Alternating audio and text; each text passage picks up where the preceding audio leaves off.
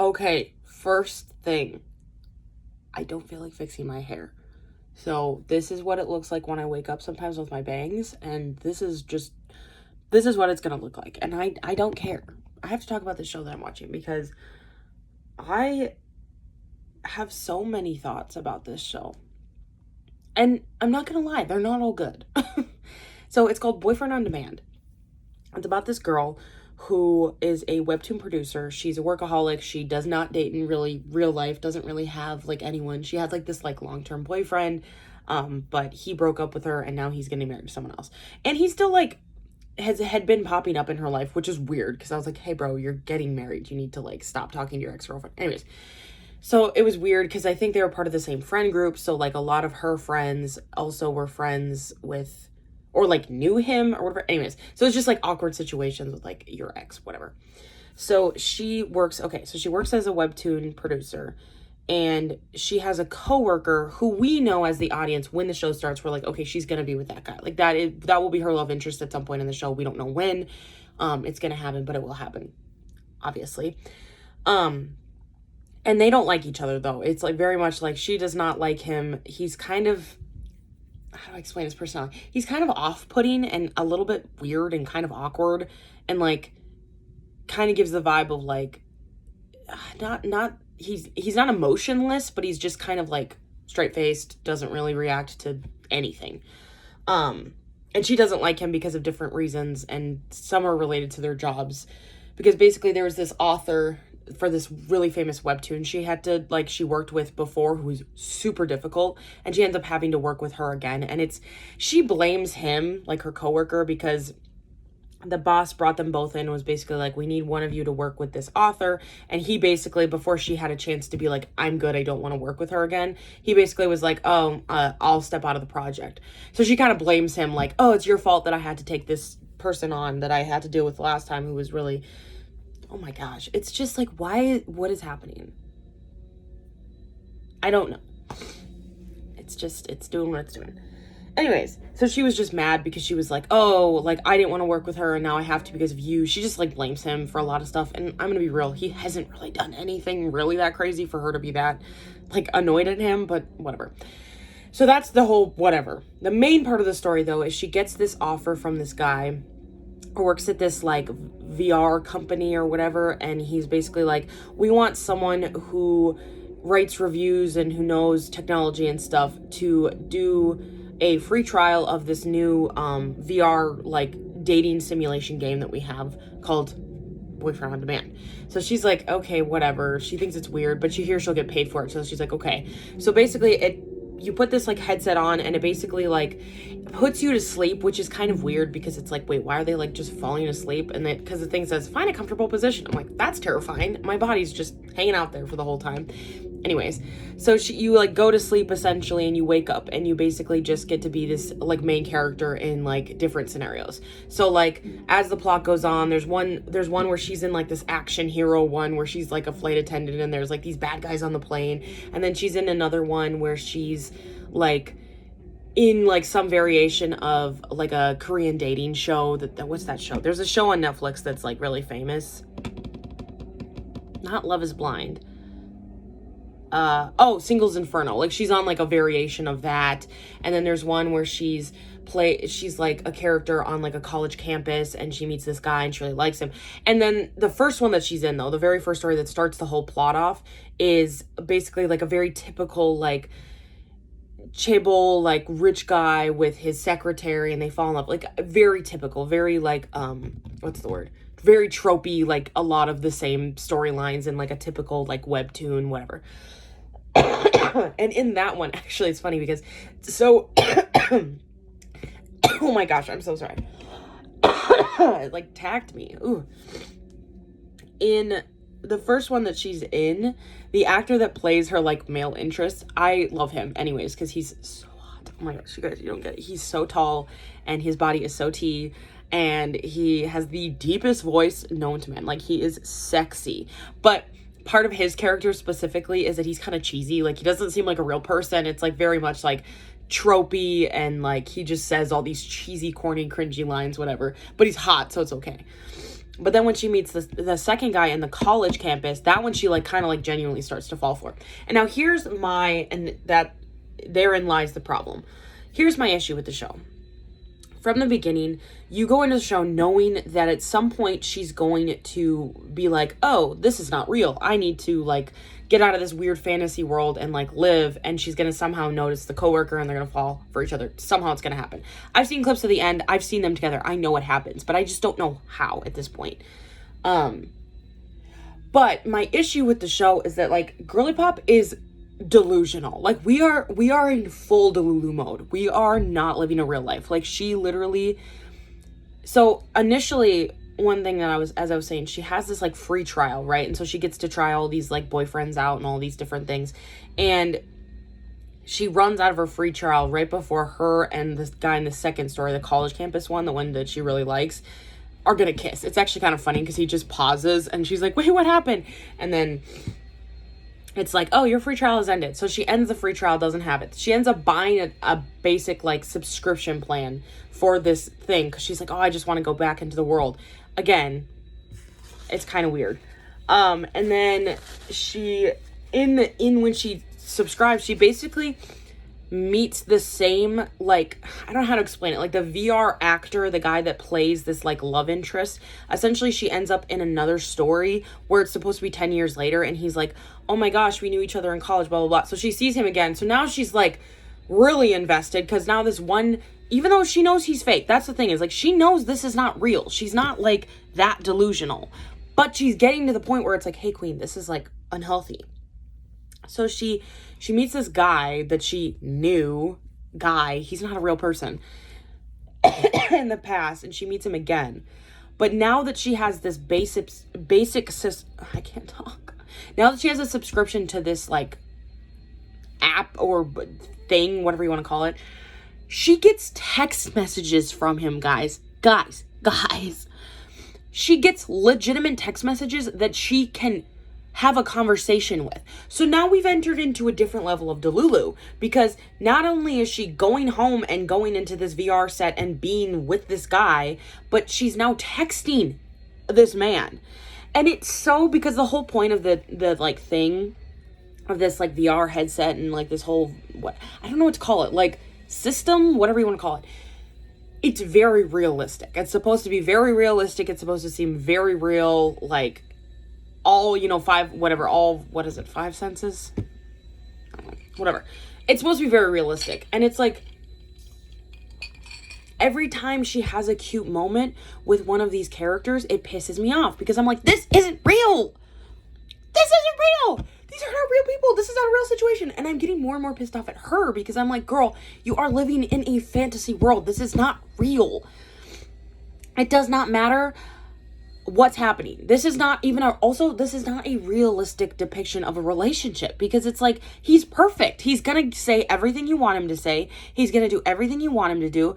And the more that you do this, the more, and because they haven't said it, and I know this is like, so like, Caitlin, it's a show, who cares? But I'm like, there is definitely a lot of AI elements to this. And when you think about this in a real life setting, this is how people marry AI.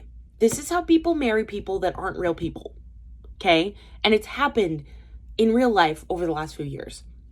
And that's the vibe this is giving. It's like, I'm not even gonna attempt to live in the real world and maybe date. That's another thing too, is she was like, oh, I don't want to go on blind dates. I don't want to go on blind dates. And it was like, girl, yes, but you're going on dates with fake people in your brain. Anyways, so I don't know. You know, my mom's ironing outside. That's why I started talking quietly. I don't know what the show is trying to do. And what message they're trying to send. Because obviously we know, as the audience, we know she's going to end up... Sorry, my nose is running. We know she's going to end up with her coworker. Like, I know that happens. But also, I feel like I'm running out of time for her to have a realistic, like, timeline of a relationship with him. I'm like... Thus far, we're on episode 5. Why did I say it like that?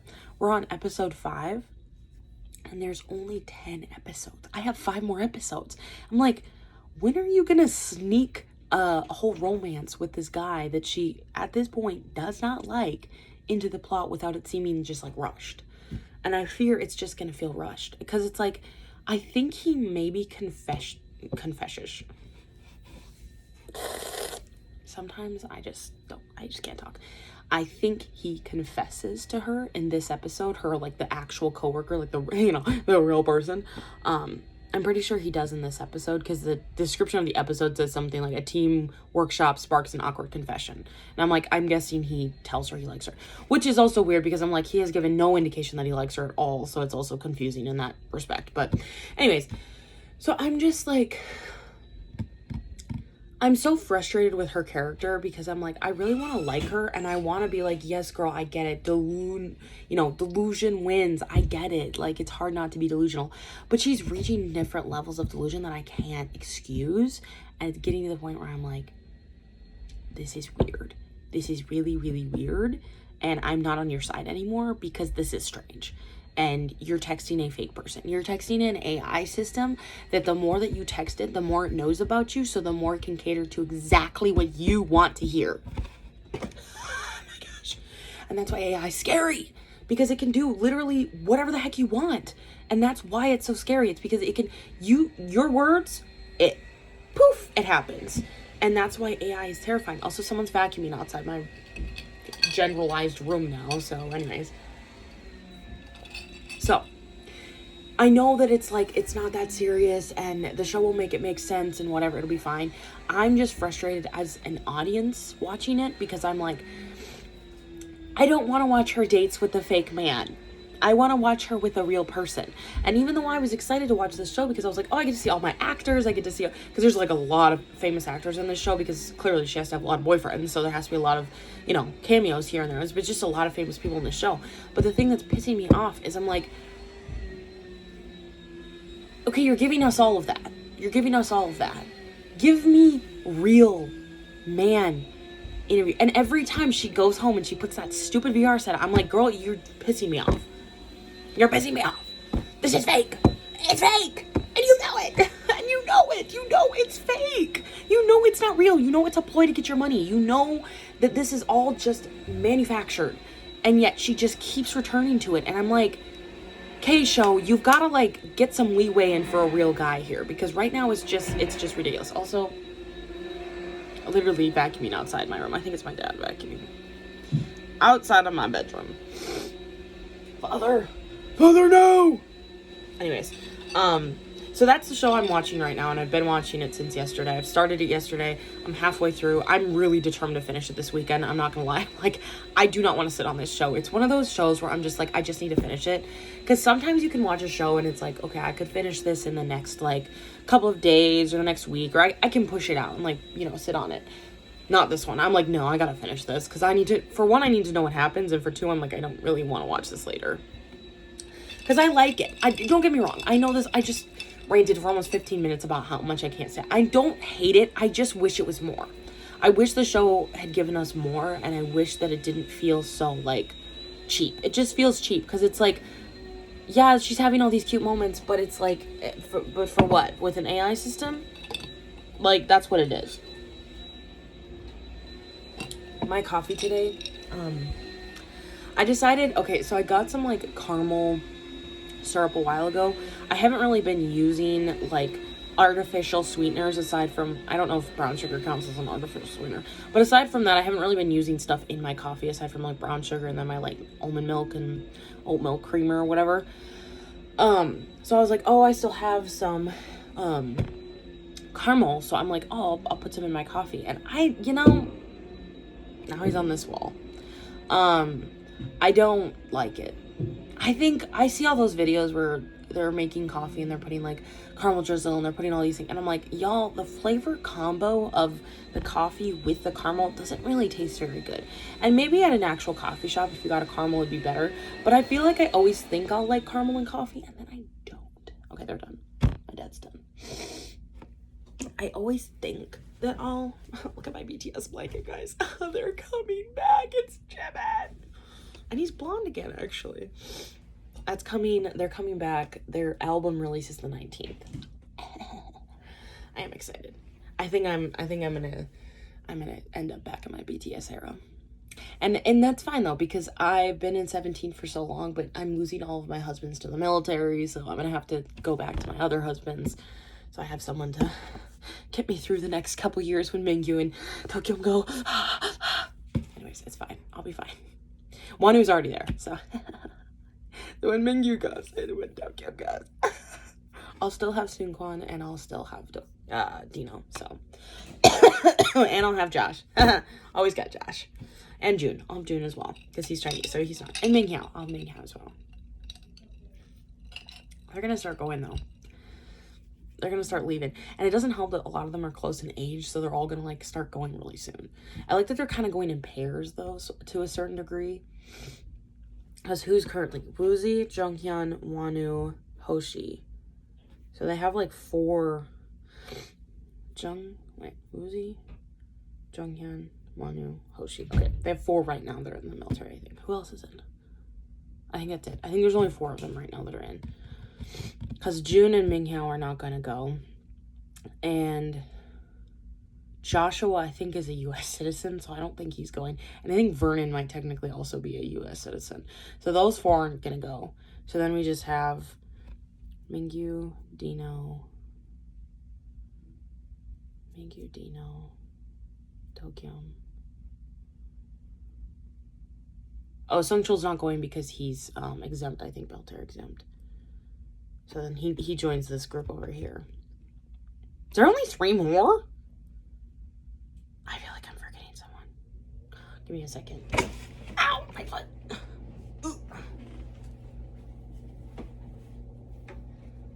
I feel like I'm forgetting somebody. This bag has all of the members on it. Okay, let's see. So Sungchul's not going. Jonghyun's already there. Joshua, I don't think, is going. June's not going. Hoshi's there. Wanu's there. Uzi's there.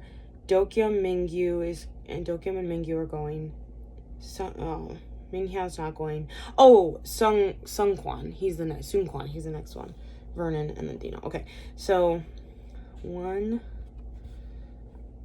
2, 3, 4, 5, 6, 7, 8. Potentially 8 more members are going. Or no, altogether 8 members will have gone. There's only going to be like 1, 2, potentially like 4 to 5 have left to go. Because I don't know, I don't think that Joshua's going, and I don't think that Vernon's going either. I don't know, because some members, there's a different K-pop group where I think technically he was like from the US or something, but he decided to go. It might have been, was it Taekyung from 2PM? If it was him, he was labeled Mr. Korea. They like called him like Mr. Korea. Hold on, we're gonna Google this now. I feel like Brittany Broski. Let me fact check myself.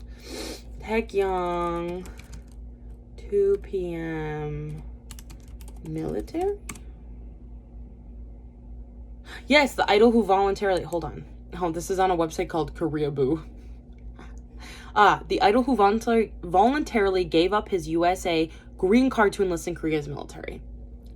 That's crazy. Why, babe? Girly pop, why'd you do that? So back in 2017, Taekyung gave up his U.S. permanent residency and voluntarily enlisted in the Korean military. Taekyung lived in the Boston area of Massachusetts in the United States from the ages of 10 to 17. During this time, he and his family received permanent residency and were able to stay in the country with no limits. Permanent residency was also a step many people take before achieving full residency. Okay, whatever, that's just... Jay Park was in 2PM, did I know that? I think I did know that. What is Junho? Sorry, I saw a title with my husband's name, so now we gotta look. Lee Junho speaks out of the negative consequences of being quotation beast idols. What the heck does that mean? Anyways, so that was Taekyung. He gave up his U.S. citizenship, essentially, his green card, so he could go to the Korean military. Girl, why? Guys, I miss Junho. He's not gone, but I just... wow, this picture they chose of him is so sexy. Oh, he's literally talking about... Okay, so he says... He's talking about, my knees hurt a lot, adding, when I debuted, I was 18 or 19 and did a lot of acrobats. I got seriously injured doing acrobats and had soldier surgery. They made 8 holes in my shoulder during the operation. I was so badly hurt. I even had my spine broken 4 times before. What? At the time, I just wore a back brace and performed on stage. I got injured so much that when I went to the hospital, they told me my physical age was 60. I heard that when I debuted. My poor baby. Old baby. I did not know that. That is my poor, beautiful, gorgeous. You didn't have to be doing acrobats. You know who made him do acrobats? Anyways, that was such a random tangent. Anyways, all of that to say, I'm gonna finish this dang show and we're gonna see how I feel. Also, she's still popping. My bangs are still going. Okay, I'm gonna be done now. Okay, bye.